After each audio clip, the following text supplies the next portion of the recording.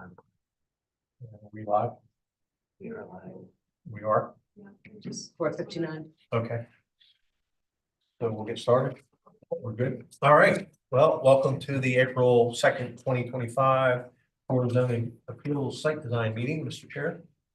Thank you, Eric. I'll just do a little repeat there. This is the April 2nd, 2025 meeting of the City of Charleston Board of Zoning Appeals Site Design. Present are Amanda Barton, Jeff Webb, Kelvin Yuji, myself, Joel Adrian. Present from staff, Eric Schultz. These proceedings are being recorded. We ask that those who speak identify themselves for the record. We will conduct the meeting usual fashion. First, receive information from city staff about the application and their recommendation. If the recommendation is favorable and no one objects to the application, the matter is uncontested. The board reserves the right to ask questions of staff, applicant, or others in attendance prior to rendering a decision. If, however, the city recommends against the application or there is opposition to the application, we treat the application as contested and hear from the applicant and anyone else in favor of the application. Next, we hear from anyone opposed, followed by a short rebuttal from the applicant. We then close the public hearing portion of the meeting for that particular application and open discussion to the Board of Zoning Appeals members only. We will then make a decision to approve with conditions, deny, or defer the application.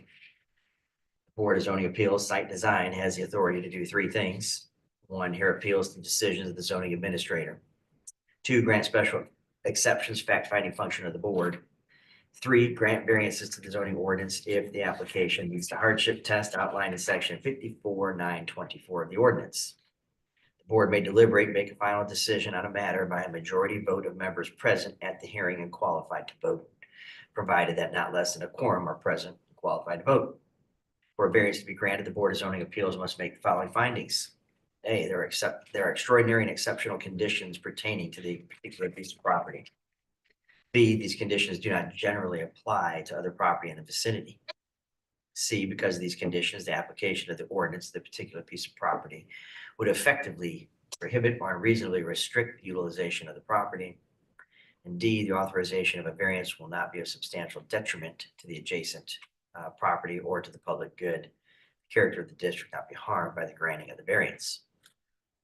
So that we'll go to our first item. It's going to be item A1, which is review of the minutes from the March 5th, 2025 meeting.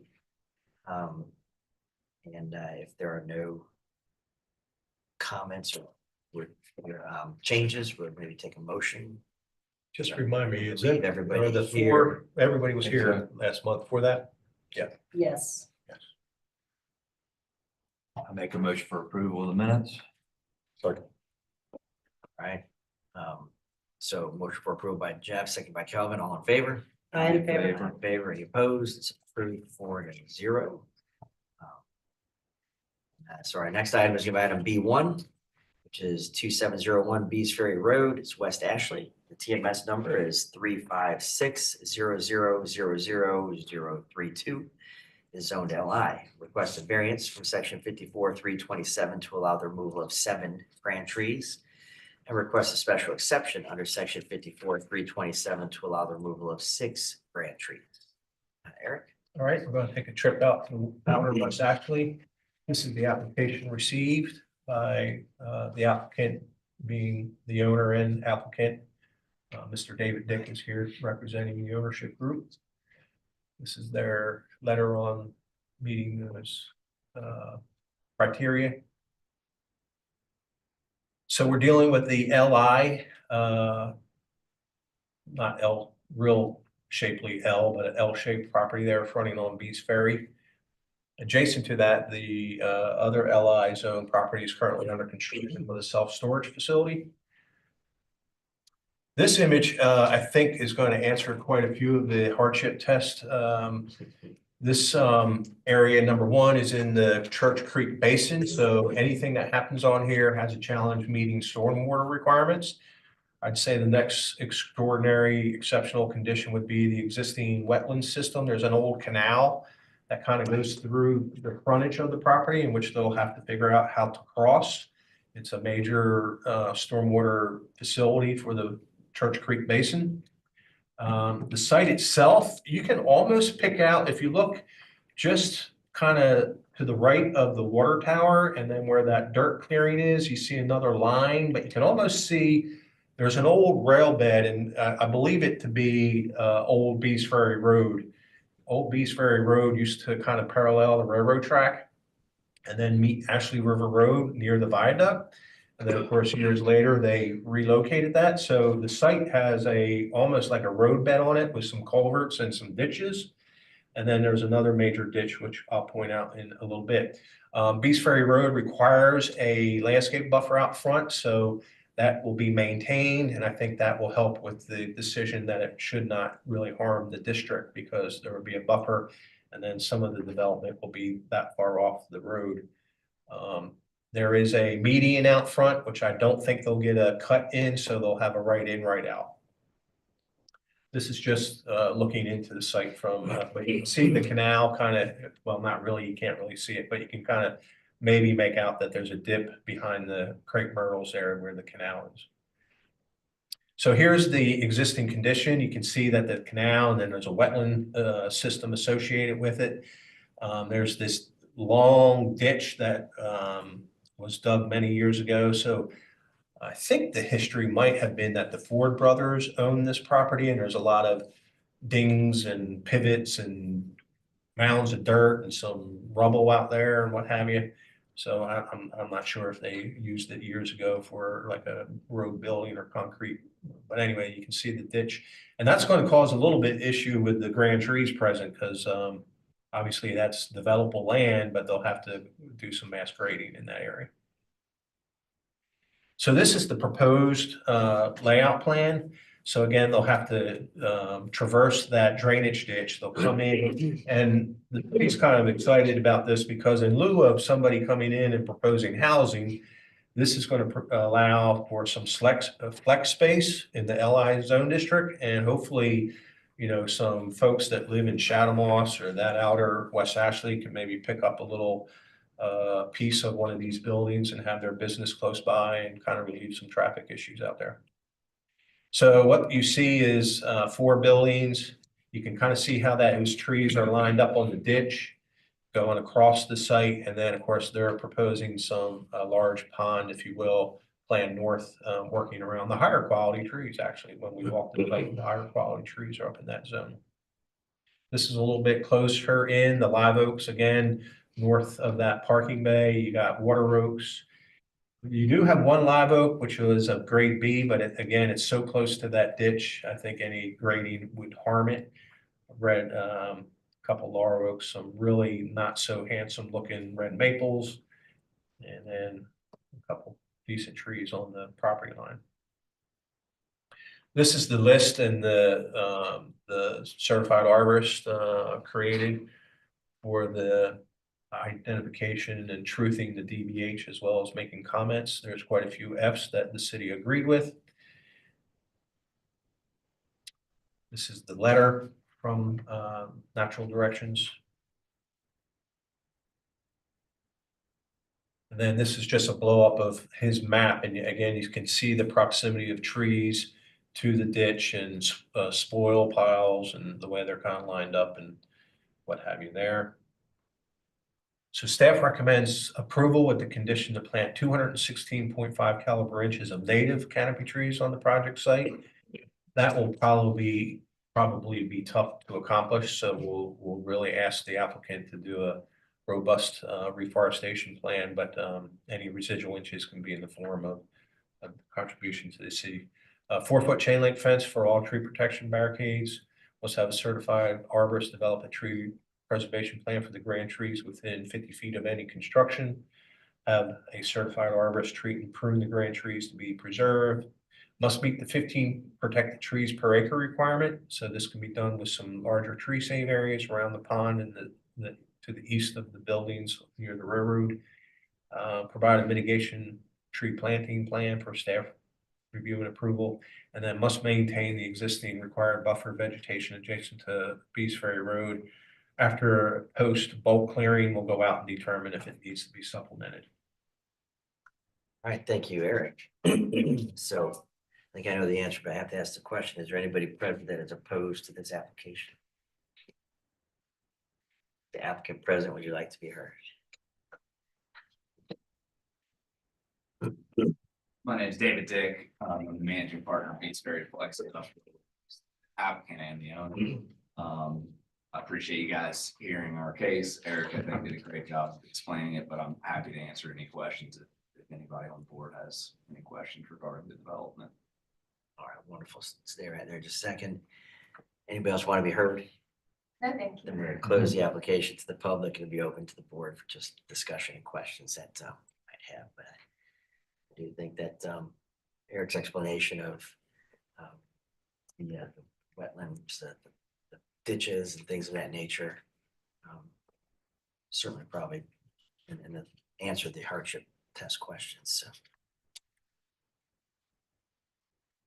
Do we know which ones are special exceptions and which are variances? So your water oaks are yellow. Yep. Tree 36, 22, 31. 24? Yes. And then category 1 trees, I'll go back to that list, probably be easier. So here's your, well, I didn't distinguish the colors, but your water oaks and your box elder are the special exception, 6 of those. Then you have a magnolia, double stem magnolia, 25-inch live oak, laurel oak, red oak, and the 2 maples are really poor form and bad, but they're category 1, and then number 42, live oak.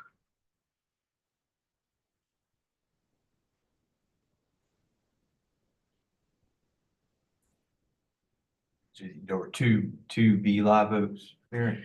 Yeah, so number 25, which is in that that building that's not a rectangle to the north, it's near the east end. Yeah. And then the 24-inch live oak in building 2, which is near the ditch. Yep. And the overall parcel shape, they've got the pond going up there is. Yep. What's this residual area? I mean, so I know some of it's wetlands and whatever, but on the kind of frontage.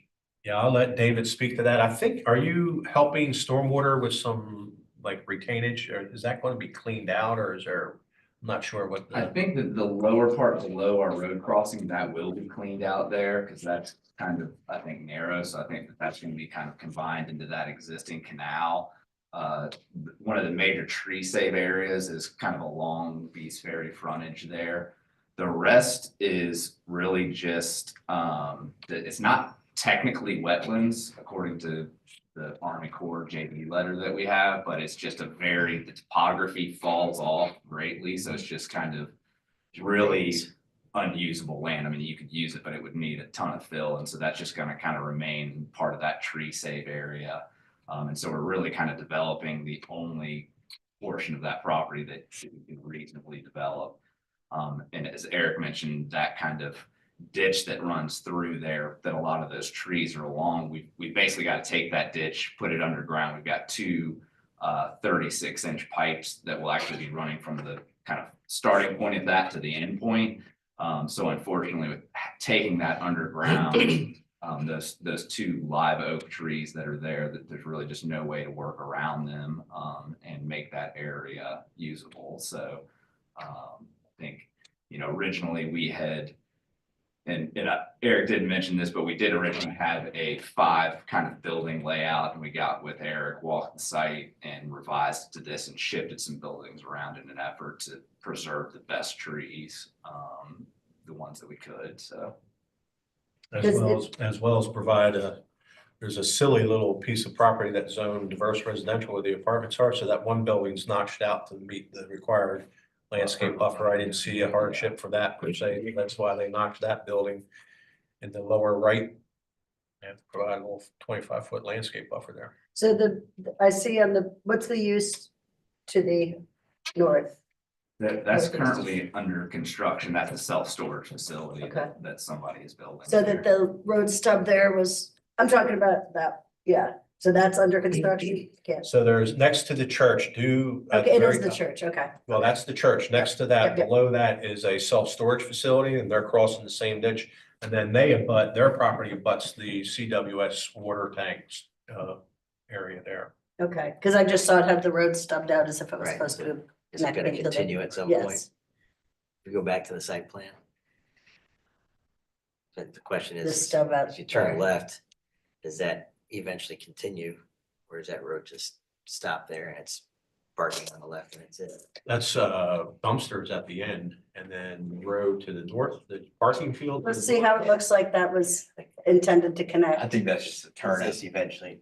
I was No, no, talking no. about that. Oh, no. Yeah, I think that's just a turn. No, the storage Okay. has its own, for fire truck, the self-storage facility is Let's just turn around. built where there's only one driveway and one field of parking on the plan south of the self-storage. So that's a turnaround for fire. Okay, That's not a stub out. okay. And that's under construction. So similar use of it, I mean. Yeah. Okay. Any other questions for the applicant? I guess to the tree save area, I mean, it's still, we understand it's wet and low and everything else, but it's still zoned LI. It could come back. Well, we're hopeful not. I Yeah. think, like he said, that line is actually a flood zone line, I believe.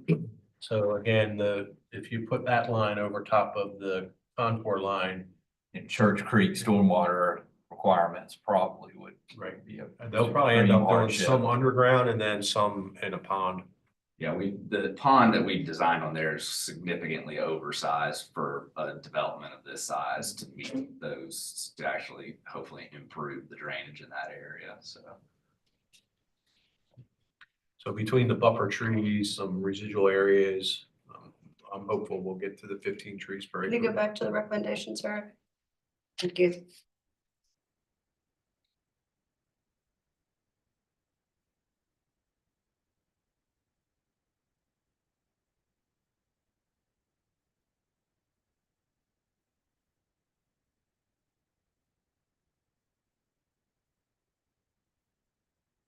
Okay, well, number 7 is.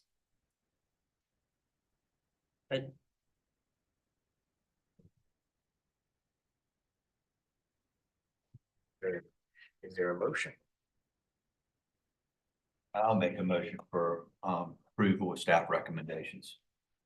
So motion for approval, Second. seconded by Amanda. And all in favor of that motion? I in favor. Any opposed? Motion's approved 4-0. Thank you for your time. And that concludes our meeting for the day. Thank you. So, yes, y'all have a great evening. That might be our record.